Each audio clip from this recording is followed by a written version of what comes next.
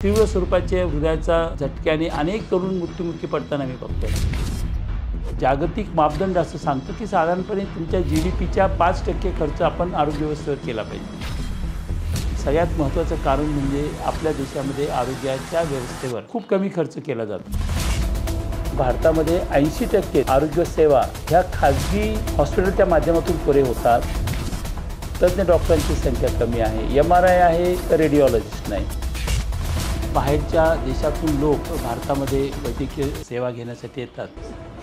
सुदूर समाज व्यवस्थेमध्ये सर्वांसाठी आरोग्याच्या सुविधा मोफत अथवा माफक दरामध्ये मिळणं हे खूप गरजेचं असतं। आज भारतामधली आरोग्य व्यवस्था जर लक्षात घेतली तर भारताच्या आरोग्य व्यवस्थेचे दोन भाग झालेले आपण पाहतोय। एक म्हणजे शहरामध्ये अत्याधुनिक सुविधा असलेलं प्रगत असं वैद्यकीय तंत्रज्ञान उपलब्ध आहे, हॉस्पिटलची संख्याही पुरेशी आहे। इतकंच नव्हे तर बाहेरच्या देशातून लोक भारतामध्ये वैद्यकीय सेवा घेण्यासाठी येतात, ही अभिमानाची गोष्ट आहे। परंतु दुसरी बाजू जर आपण पाहिली तर लॅन्सेट हे जे काही आमच्या वैद्यकीय क्षेत्रातलं एक मोठं नामांकित असं मासिक आहे, त्यामध्ये भारताच्या आरोग्य व्यवस्थेबद्दल खूप चिंताजनक असं चित्रवर्णन करण्यात आलं। आज आपण बघतो की मी म्हटलं की सार्वजनिक आरोग्य व्यवस्था किंवा शासकीय आरोग्य व्यवस्था जी आहे ती साधारणपणे प्राथमिक आरोग्य केंद्र, सब सेंटर्स, नंतर सब डिस्ट्रिक्ट हॉस्पिटल्स आणि सिव्हिल हॉस्पिटल अशा पद्धतीने त्याची रचना केली आहे। तर यामध्ये जे निष्कर्ष आले तर प्राथमिक आरोग्य केंद्र आणि हे जे काही उपकेंद्र आहेत त्यातले फक्त 11% केंद्र हे स्टँडर्ड ज्याला म्हणता येईल किंवा योग्य रीतीने चालू आहेत। अनेक सरकारी इस्पितळांची आपण अवस्था अशी पाहतो की तिथे एक तर पुरेसे मनुष्यबळ नसतं, डॉक्टरची संख्या खूप कमी आहे, तज्ञ डॉक्टरांची संख्या कमी आहे, MRI आहे तर रेडिओलॉजिस्ट नाही। जी उपकरणं आहेत त्यांची अवस्था सुद्धा चांगली नसते, ते बरेचसे निकामी असतात किंवा नादुरुस्त असतात आणि त्यामुळे सामान्य माणसाला शासकीय रुग्णालयामध्ये जाण्याचा एक विश्वास वाटत नाही। त्यामुळे आज आम्ही बघतोय की भारतामध्ये 80% जवळजवळ 80% आरोग्य सेवा ह्या खाजगी हॉस्पिटलच्या माध्यमातून पुरे होतात आणि शासकीय इस्पितळातून फक्त 20% आरोग्य सेवा त्या ठिकाणी उपलब्ध होतात। शासकीय इस्पितळांनी लसीकरणाच्या बाबतीत चांगलं काम केलं, काही गोष्टी मान्य कराव्याच लागतील, नेटवर्कही खूप निर्माण झालेलं आहे, परंतु त्याद्वारे ज्या योग्य पद्धतीने गरीब लोकांना ट्रीटमेंट मिळायला पाहिजे ती दुर्दैवाने मिळत नाही असं आपल्याला लक्षात येतं। भारतामध्ये दुसरा मुद्दा अत्यंत महत्त्वाचा आहे की अद्यापही क्षय,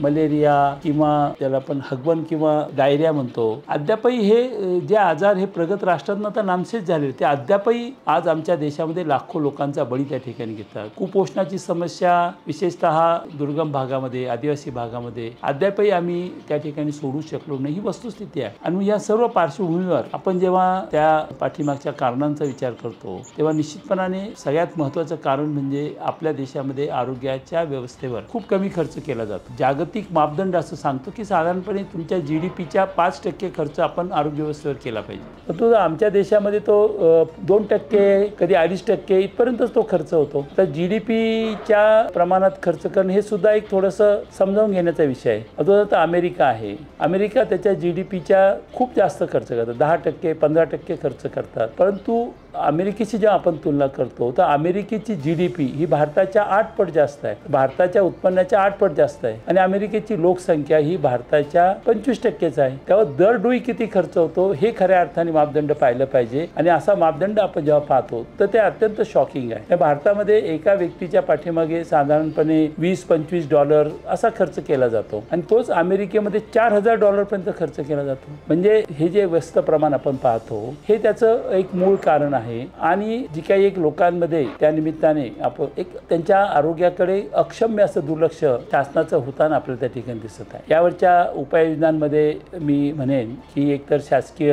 ज्या आपल्या व्यवस्था आहेत त्या भक्कम केल्या पाहिजे, तिथे पुरेसे डॉक्टर दिले पाहिजे। म्हणजे जगामध्ये इतर राष्ट्रांच्या तुलनेमध्ये आपल्याला प्रत्येक 1000 पॉप्युलेशनच्या मागे फक्त 0.6% एवढे 0.6 इतके डॉक्टर आपल्या भारतात आहेत। ते अन्य राष्ट्रांमध्ये प्रगत राष्ट्रात खूपच आहेत, परंतु परंतु आपल्यापेक्षाही अप्रगत जे राष्ट्र आहेत त्यांच्यामध्ये सुद्धा त्यांचं प्रमाण 1.5 कुठे 2 इथपर्यंत आहे. त्यामुळे डॉक्टर असतील किंवा जो काही पॅरा मेडिकल स्टाफ असतो, नर्सेस आहेत, आरोग्य सेवक आहेत, यांचं त्या ठिकाणी पुरेसं मनुष्यबळ उपलब्ध झालं पाहिजे. मगाशी म्हटल्याप्रमाणे आरोग्यावरचा खर्च त्या ठिकाणी वाढला पाहिजे आणि जे एक सक्षम अशी हेल्थ इन्शुरन्स ज्याला म्हणतो, आरोग्य विमा शासनाने विशेषतः महाराष्ट्रामध्ये महात्मा फुले जीवनदायी योजना जी आहे ती चांगलीच योजना आहे. त्याबद्दल शासनाचं अभिनंदनही केलं पाहिजे. परंतु ती पुरेशी आहे का? ती पुरेशी नाही. कारण तिच्यामध्ये अनेक आजारांचा समावेश नाही आहे. त्यामध्ये इन्शुरन्स कंपन्यांचे प्रीमियम दिले जातात चांगले, परंतु जे पॅकेजेस आहेत ते इतके कमी असतात की मग तिथे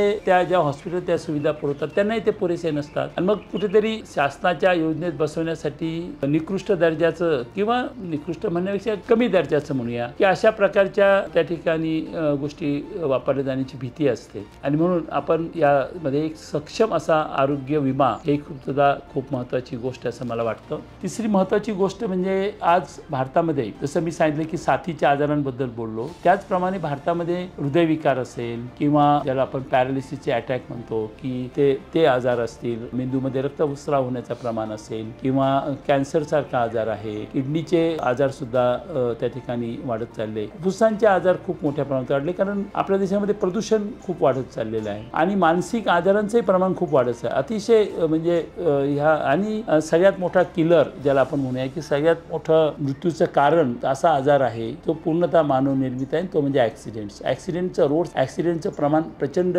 भारतामध्ये वाढलं. खूप चिंताजनक अशा बाबी ह्या सर्व आहेत. आणि म्हणून यामध्ये ज्याला आपण प्रतिबंधात्मक उपाय म्हणतो, प्रिव्हेंटिव्ह हेल्थ केअर, हे सुद्धा अत्यंत महत्त्वाचं आहे. म्हणून या सर्व बाबीमध्ये विचार करत असताना आरोग्याच्या मध्ये एकतर शासनाच्या भूमिका यासाठी जय हिंद लोक चळवळ अभ्यासपूर्ण मांडणी शासनाकडे करून शासनांमध्ये लोकांमध्ये जनजागृती निर्माण करून शासनाला आरोग्यावरचा खर्च वाढवण्यासाठी आणि आरोग्याच्या बाबत योग्य ते धोरणात्मक पावलं उचलण्यासाठी शासनाचा पाठपुरावा करेल. शासनाला विधायक सूचना देखील त्या ठिकाणी केलं पाहिजे. त्यासाठी एक अभ्यास गट तयार करून ज्यामध्ये तज्ज्ञ डॉक्टर्स असतील, समाज सुधारक असतील, समाजामध्ये समाजसेवी संस्था असतील, ते एक आपण त्या ठिकाणी केलं पाहिजे. ते केलेलं आहे, परंतु त्याचा पाठपुरावा प्रभावीपणे करणं गरजेचं असं मला वाटतं. दुसरी महत्त्वाची गोष्ट म्हणजे प्रतिबंधात्मक उपाय करण्यासाठी आपल्याला जय हिंद लोक चळवळ असं मानते की कॅच देम यंग, अगदी लहान वयापासून विशेषतः शाळेमध्ये जी मुलं आहेत त्यांना हे सर्व गोष्टी आपण समजावून सांगितल्या पाहिजे. कारण आज मी बघतोय की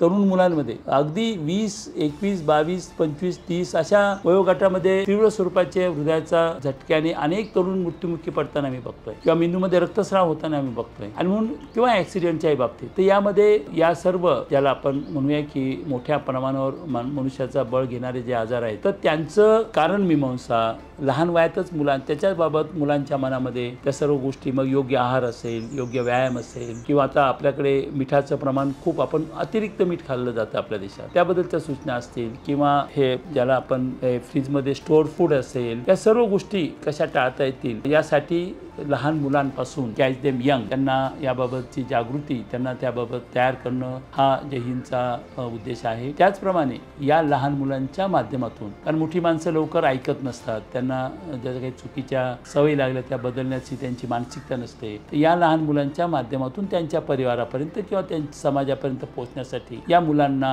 हेल्थ एज्युकेटर म्हणून आपल्याला त्या तरुण मुलांना किंवा शाळेतल्या मुलांना आपल्याला त्यांच्यासाठी करता येतं. जय हिंद पीपल्स मुवमेंट किंवा जय हिंद लोक चळवळ याबाबत आरोग्याची चळवळ इनिशिएट करू इच्छिते. त्या पद्धतीने आमचा सिलेबस आम्ही मुलांसाठी करत आहोत, या सर्व विविध आजारांच्या बद्दलची जागृती निर्माण करण्यास. मित्रांनो, एक आरोग्यदायी समाज, कारण आज भारत हा तरुणांचा देश आहे, त्याला यंग इंडिया म्हणायचं का सिक इंडिया म्हणायचं, कारण आज जगामध्ये सर्वात अधिक हृदयाचं प्रमाण भारतात आहे, जगात सर्वात अधिक डायबिटीचं प्रमाण भारतामध्ये आहे, ॲक्सिडेंटचं प्रमाण सर्वात अधिक आहे आणि कुपोषणाचं प्रमाण अधिक आहे. तर या सर्व पार्श्वभूमीवर हेल्दी इंडिया, यंग इंडिया हे आपलं रूप निर्माण करण्यासाठी जय हिंद चळवळ ही त्या ठिकाणी काम करत आहे आणि भविष्यामध्ये त्याला अधिक गती देणार आहे.